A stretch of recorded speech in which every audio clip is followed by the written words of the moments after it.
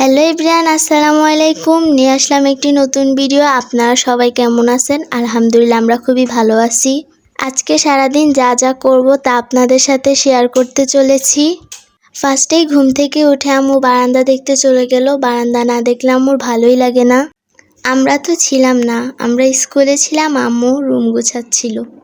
আমরা ঘুম থেকে উঠেই স্কুলে চলে যাই, ঘর গুছানোর আর সময় থাকে না, তাই আম্মুই সব রুম গুছিয়ে ফেলে। আর আমরা যখন সময় পাই তখন আমরাই গুছিয়ে ফেলি। আমরা দুই বোন বাসায় থাকলে আম্মুর কাজে অনেকটাই হেল্প করি। এই তো কথা বলতে বলতে বিছানো গুছানো কমপ্লিট। ঘর অগোছালো থাকলে মন খারাপ লাগে, আর গুছানো থাকলে মনটা অনেক ভালো থাকে।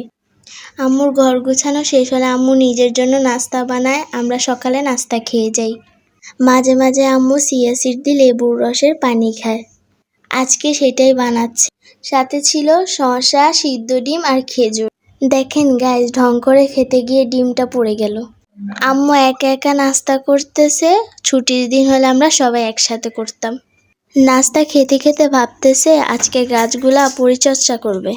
আম্মু গাছ পরিচর্যা করতে গেল, গাছের মাটিগুলা বসে গেছে, তাই ছুরির মাথা দিয়ে এগুলা আলগা করতেছে। কয়েকদিন পর পর এরকম যত্ন নেওয়া লাগে, না হলে গাছগুলা সুন্দর থাকে না। প্রত্যেকটা গাছের মাটি আলগা করে দেওয়া লাগে, না হলে ভালো থাকে না। আমার আম্মুর গাছ অনেক পছন্দ, যেখানেই গাছ দেখে নেওয়ার চেষ্টা করে। আম্মুর গাছ অনেক প্রিয়। আগে আমাদের ভালো লাগতো না, আম্মুর সাথে থেকে এখন আমাদেরও গাছ অনেক ভালো লাগে। আমাদের বাসায় যেখানেই তাকাবেন সেখানেই গাছ।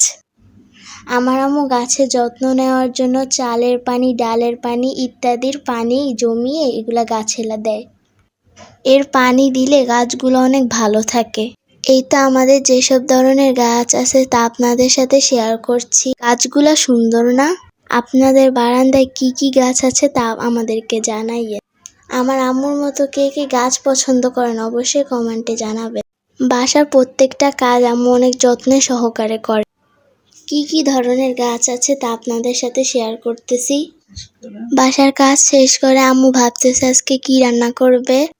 আমাদের ছাদ বাগানে একটি চাল কুমড়া ধরেছে, বাবা বলল সেটি এনে রান্না করতে।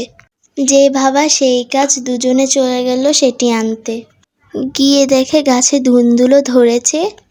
চাল কুমড়াটা মাশাআল্লাহ অনেক বড়, একটাই ধরেছে। পরে গাছটা মারা গেছে। এই তো বাসায় নিয়ে এসেছে, এখন কাটতেছে। আমরা তো প্রথমে ভেবেছি চাল কুমড়াটা অনেক বড় হয়ে গিয়েছে, কাটার পরে দেখলাম না ঠিক আছে।